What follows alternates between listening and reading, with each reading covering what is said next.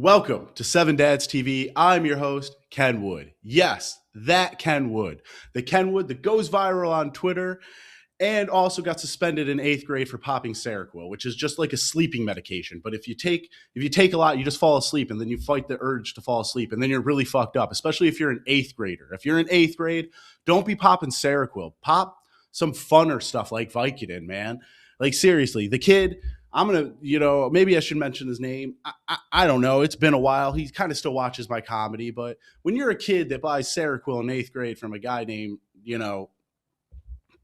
so-and-so, and he tells you, only take a half. My dad only takes a half of these, and he knocks out for a couple hours. I took 2, and I was fucked up.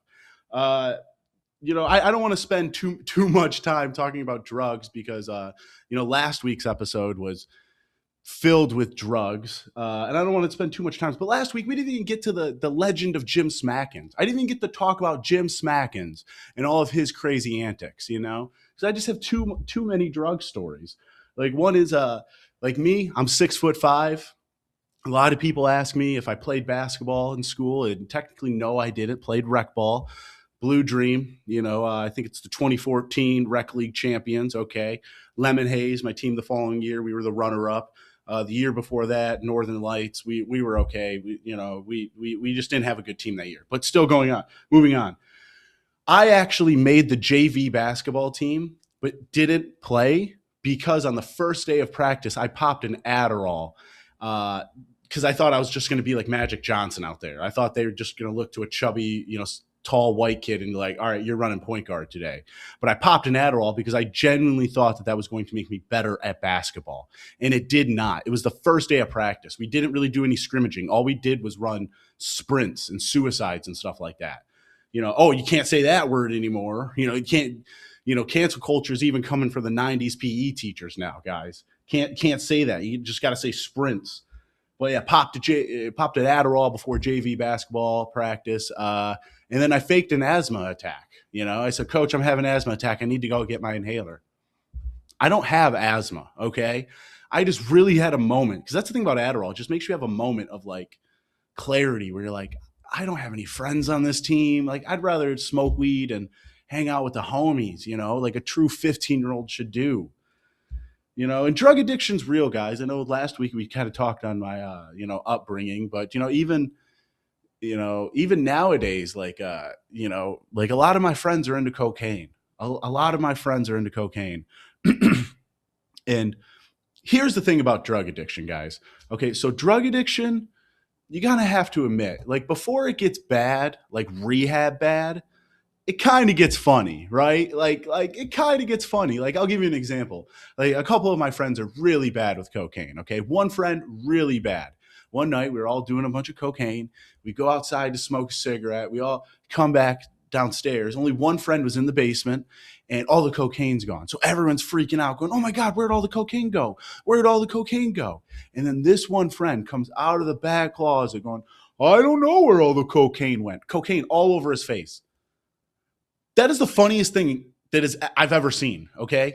That's the funniest thing. I don't know if it's because I'm a 90s sitcom kid, but that is like some Full House, Growing Pains, Step by Step, Family Matters type shit right there, guys. And that was fucking hilarious. I was pissed because I threw $40 on it, but that still was pretty funny. And if I can pay $40 to go see some hack acts at comedy clubs in Royal Oak, Michigan, then I can pay $40 to see some real life, true humor, okay? Jesus Christ. Funny stuff, though, guys. All right, we're moving on, guys. We're going to move on to some news.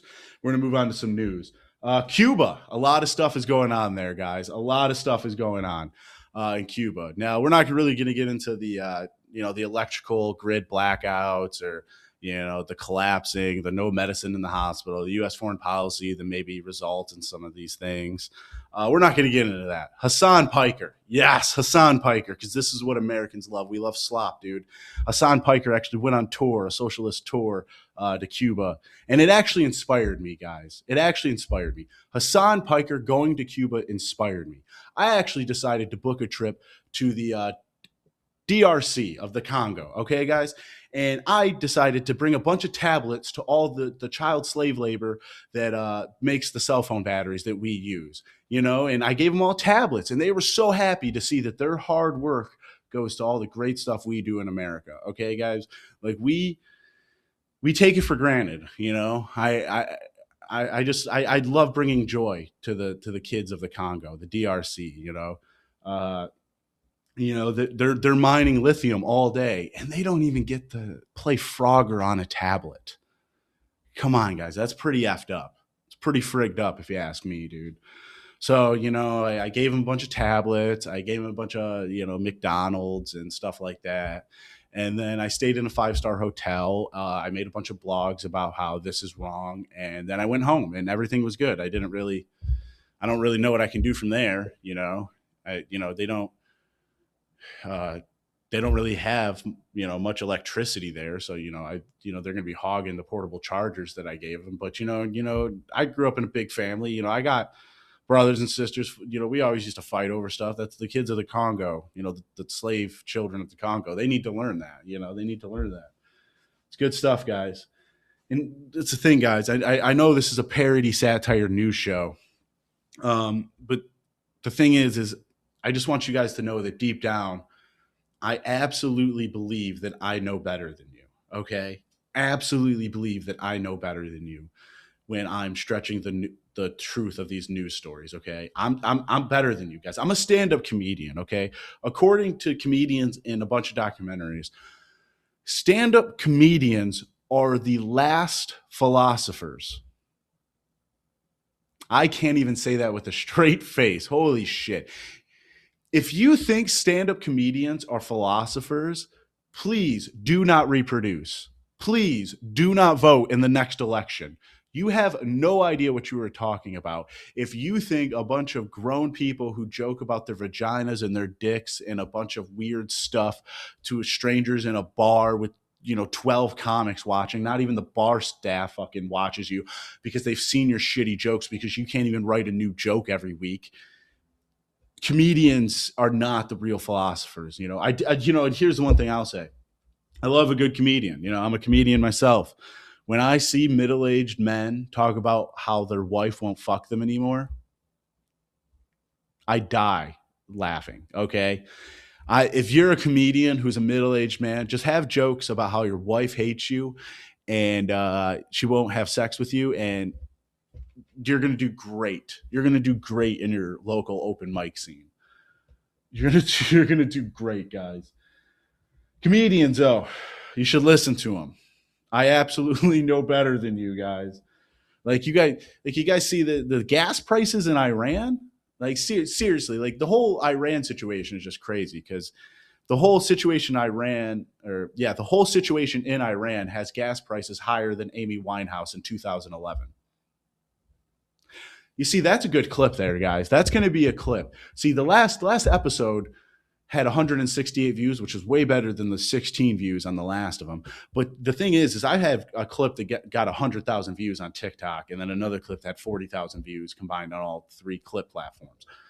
Follow me, guys. Go watch my stand-up. I posted some stand-up too. It's a good 7-minute set at a packed house at the Comedy Castle in Detroit, Michigan. Okay, guys. It's good stuff. Good stuff. And that's going to get taken down after festival season. That's getting taken down, guys. Those jokes are work in progress. I don't even do those jokes for the most part anymore. Work in progress. We're moving on, guys. We're moving on. A lot of people are mad about the deportation laws. I know deportation laws. Here's what I'll say. Let me once again, guys. It's for the clip. Fuck yourselves if you're watching this whole thing. Go do better. Go do something better with your time. Like start a charity or like start a daycare center in Minnesota and fraud the government. Okay.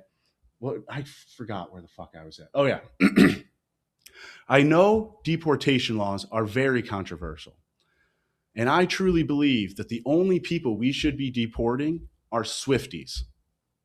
Swifties gotta go, okay? If ICE could just have a giant operation where we just put a bunch of sparkly cowboy hats and those white basic bitch cowboy boots and like put them a big pile of them outside of like a bar in Nashville or something, and you watch the feral women just crawl like fucking monsters and jump on them, and you could just throw a giant, net over all of them and deport them, our country would be a better place, guys. Country would be a better place. All right. All right. March Madness. Let's talk about it, guys. We're gonna do a little sports. I know some people like this, some people don't. I like the racist stuff on here, but I'm not the head writer anymore. We got bought out by Israel, and I gotta just keep it, keep it fresh, keep it going. March Madness, guys. March Madness is a special time of year where you get to watch future used car salesmen have the biggest moments of their sports career, all while you're drinking a bunch of crappy beer and eating shitty wings at B-Dubs, dude. It is absolutely great. March Madness is my favorite time of year. I just like to get blackout at B-Dubs and then yell about sports teams that I've never even heard of. Like Santa Clara, where is that? Where is that, man? I like to fight with a bunch of random college fans. You know what I'm saying? Like if I see a Syracuse jersey, I'm talking shit. Okay. Don't ask me why. This stems from an incident in 2017 and another incident and another Buffalo Wild Wings in 2021. But if I see a Syracuse jersey, I'm talking shit. I don't even care if it's an old mellow retro jersey. Okay. I'm talking shit, guys. And I have a thing for like these chain restaurants, like Chili's. I love a good Tex-Mex, little Tex-Mex, Thing about Chili's, I was actually gonna, and don't steal this idea, comedy writers watching this, I was actually gonna do a white nationalist Chili's commercial. Yeah. And I was gonna play Richard Spencer, one of the white nationalists, the creator of the alt-right, or at least coined the term alt-right. And I was gonna have a bunch of Proud Boys with tiki torches and, cargo shorts, and we were going to go to Chili's and talk about how, Chili's is the restaurant for Richard Spencer and other white nationalists. This was because he was banned for some restaurants in his hometown. I think that's hilarious. And once I find 12 to 15, fighting age white men who have a solid Tuesday afternoon free, I'm going to make this happen, guys. And I promise you, okay? Promise you. A lot of people, back to chain restaurants, a lot of people hate on Applebee's, okay, guys? And I don't tolerate Applebee's disrespect here, guys, okay? Real story. My sister was killed in a motorcycle accident by an old lady turning out of an Applebee's, okay? Okay? And I still love going to Applebee's. I still love half-appetizers. I still love eating good in the neighborhood, okay, guys? Okay, guys? Applebee's is great, man. Applebee's is great. Every time I'm there, I say a prayer to sis up above. I'll eat a wonton taco, man. And I just hope that the woman who dribbled my sister's head off the concrete like LeBron James dribbling a basketball, I just hope that she can eat Applebee's and not feel like a giant piece of shit. I'm Christian and we forgive. We forgive. I'm not Christian, but I would just like her to be able to eat some chicken and broccoli pasta, and not, it's a good helping, so she's going to be full. Moving on. Oh yeah. Red Lobster, guys. Red Lobster. A lot of people talk shit about Red Lobster, guys, but I fuck with Red Lobster. I didn't know this, but Red Lobster actually had a Flavor Flav meal. Yeah. Red Lobster has a Flavor Flav meal. It comes with 3 pieces of catfish, 2 packs of Newport, and 1 thick white woman rolling in a caddy. I told you guys I like the racism bits. That's a clip. That's a clip, guys. I'm going to make so many liberals mad on TikTok with that clip, dude. That clip. That one might even be worse than my Super Bowl halftime or Sabrina Carpenter clip on TikTok, guys. What else we go into? A lot of people. Okay, so a lot of people hate on Golden Corral, too. I love Golden Corral, guys. Every time I see a Golden Corral, I just get a warm feeling in my heart. It's like, get me to God's country. Take me to God's country. And that's Golden Corral, man. That's Golden Corral. See, I'm from Detroit, okay? And Detroit is like one big Golden Corral, okay? Like we have diversity, but we have races of all pieces of shit. And that's exactly what you see at Golden Corral. Like, you got entitled white people, you got black people that talk on speakerphone in public, and you got Mexicans with 13 kids, and they all just want to be around the chocolate fountain at all time, not allowing a grown man like me to be able to get into a chocolate fountain situation. And honestly, some Golden Corral locations are taking away the chocolate fountain. And I'm not pointing any fingers, but I'm just maybe saying it's the Mexicans with 13 kids who can't control their kids around the chocolate fountain. Because every time from basically 2011 to basically 2022, every time I would walk into a Golden Corral, there's like 10 Mexicans, brother and sisters, fighting over the chocolate fountain. And once again, I understand they got to learn and they got to fight over stuff. But if they get elbowed by a 6'5" white guy who played basketball and has a wicked post game, if they take an elbow, if that's not on me, I also want the chocolate fountain. All right, I'm moving on, guys. Moving on. Little Caesars, dude. If you hate Little Caesars pizza, you're a bitch, dude. If you think that pizza's too good for you, ooh, I'm too good for Little Caesars. Let me tell you something. In my single days, before open mics, I would go get two hot and readies, okay, on a Friday night. Eat them before going to the open mics, eat them after I got to the open mics. Then I would go to work on 3 hours of sleep on a Saturday. And then I would once again get out of work, eat a bunch of pizza, and then go to open mics again. Single people survive on hot and ready, okay? And also, here's some big news. I have a hot neighbor. That's awesome. Bad news, she watched me throw away 4 hot and ready boxes. At least she knows I'm financially responsible, financially stable, man. It's meal prepping. Buying 2 hot and readies, buying 3 hot and readies at a time and eating it throughout a week, that's meal prepping, okay? That's Detroit meal prepping right there. Popeyes, man. I don't know if you guys saw this, but Popeyes actually filed Chapter 11. Who knew that placing Leslie Jones at every drive-through window around the country would have bad effects on your business? Like seriously, guys. Popeyes is the Boost Mobile of all fast food restaurants. Okay, like every time I walk into a Popeyes, it smells like onions and cocoa butter.